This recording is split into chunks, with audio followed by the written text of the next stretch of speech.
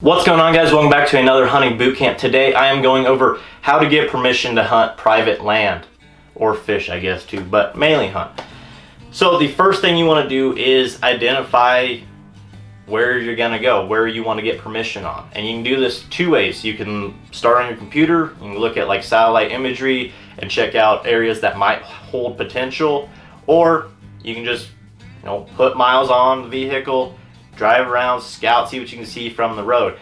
The best way to do it is probably a combination of both. Use some satellite imagery and then go check it out in person.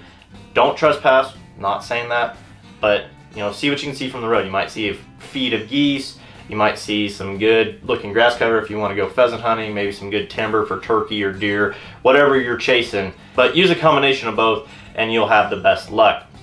So now that you identify where you want to get permission, you got to go and find out who owns that land or who operates it. So the best way to find out the landowners is there's online plat maps available. They might not be available in every state, but at least in Nebraska they are. There's the Onyx app, and there's some similar apps to Onyx, but Onyx is the most popular one. And if you have a subscription to that, you can go and you click on the parcel of land and it'll tell you who owns it. And should have an address, maybe a phone number, and you can go from there. At the very least, it'll give you a name. So that's the easy way.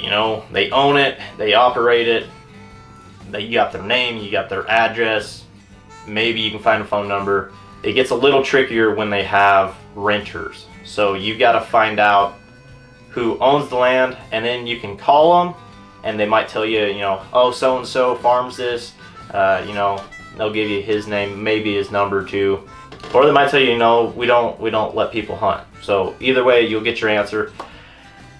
Also, another avenue for looking into who farms or operates the land is to talk to the neighbors. The neighbors, they keep in touch. They're a really close-knit community, generally speaking, and they might say, oh, he doesn't let anybody hunt, but I would try over here. They can give you some good leads too.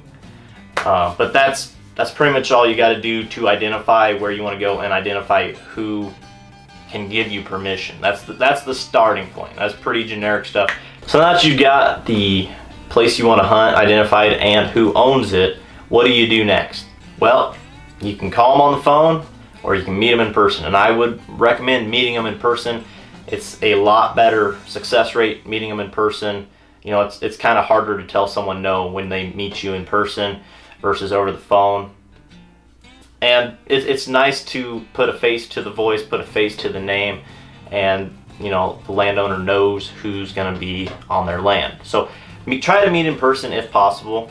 So the next step is ask before the season. Landowners are going to be a lot less busy in the summer than they are in the springtime or the fall. Not saying they're not busy in the summer, but between planting and harvest and calving and weaning, the spring and the fall get really busy for farmers and ranchers. Summer, it kind of slows down a little bit, so you're more likely to find them around, and you'll also be able to beat out anyone else who wants to try and get permission on that if they put it off until the week before the season, the day of the season. So go early and you might have a little better luck getting on that piece of property. The next tip is dress up. And I'm not talking about, you don't have to rock a tux or anything like that. Just nice pair of jeans, even t-shirt, pearl snap, whatever. You don't wear any grungy clothes, stuff with holes in it. Don't wear any camo other than maybe like a hat or something. But don't show up in waders or full deer hunting gear and ask permission. Don't show up with bloodstained clothes or oil stains or anything like that. Just look presentable. The next tip is give them your info. A business card works great. If not, just a little piece of paper with your name, phone number, address if you think they need an email address, just stuff like that. That can go a long ways and kind of settle in some of their fears, and they know they can contact you if they have any concerns or stuff like that. The next tip is offer to help. If they need help building a fence or anything. If they need help with anything and you're around, just you gave them your info, just say, hey, hit me up. I'm more than happy to help. And I know some guys actually have a work for hunting kind of agreement, you know, I'll do so this much stuff and then I have the right to hunt. So offer to help, that's just another way to get your foot in the door. So the next tip, and this is kind of after you already have permission, is ask their preferences. Find out where they want you to park. If someone else is hunting, maybe they don't want you hunting a certain piece of land or a certain day or something. Just, you know, keep an open line of communication. See how often they want you to contact them. Some guys like to know every day when you're going out. Some guys don't really care. And some guys like to, you know, they like to see how you did too. Yet another tip is offer to pay for insurance. Some states will cover landowners if they give out permission for hunting and fishing, which is awesome of those states to do that.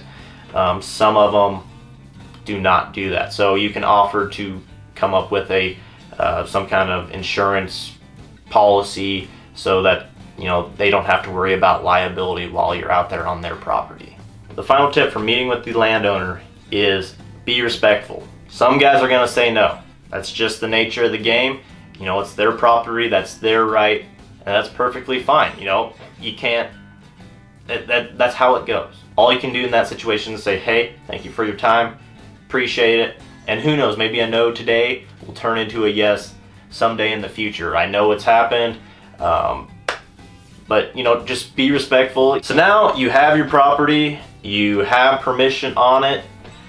What do you do after hunting season, after you get permission? First thing is treat it like it's yours or better. So if a gate's open, leave it open. If a gate's closed, close it. Pick up any of your trash, you know, don't litter. It gives us all bad name. You shouldn't litter anyways, but pick up all your trash, close gates, don't make ruts, you know, don't drive in a muddy field or anything like that. And let them know if you see anything that's out of place. If you see, like, maybe someone else was out there and they left trash and stuff, it's always a good idea to pick it up and also let the landowner know, it's like, hey, I saw some shell casings out here, or there was footprints or something like that. If you see anything out of place, let them know, and maybe they gave permission to someone else as well, or maybe someone's trespassing. Either way, just give them a heads up, you know. Also, let them know how you did. Some landowners are really, you know, they're really interested in seeing that big buck you got on their property, or their limited ducks, or, you know, just hearing how you did. You know, it's all about just building that relationship with them. So just keep an open line of communication, and you know, hopefully you'll have that spot for years to come. And the final tip is show your gratitude. It could be as simple as a handwritten message on a Christmas card, just thanking them for allowing you to hunt their property. If they like whiskey, you know, bottle of whiskey, or maybe a case of beer. Just something to show how thankful you were that they allowed you to hunt their property. You know, myself, I like to get gift cards from like the local steakhouse, and that's what I give my landowners. Just basically, hey, you know, here's a nice dinner for you, really appreciate it, and I write a little message on it too. Just something that shows that you're grateful that they allowed you to hunt their property. But that is all I have for you guys today. Thank you so much for watching. Hopefully you enjoyed this video. If you did, be sure to leave me a thumbs up. Always helps me out. Drop a comment. Let me know what your thoughts were. Guys, did I miss anything? Let me know down below. Subscribe if you haven't already, so you can stay up to date with the latest videos, and we'll catch you out there, guys. See ya.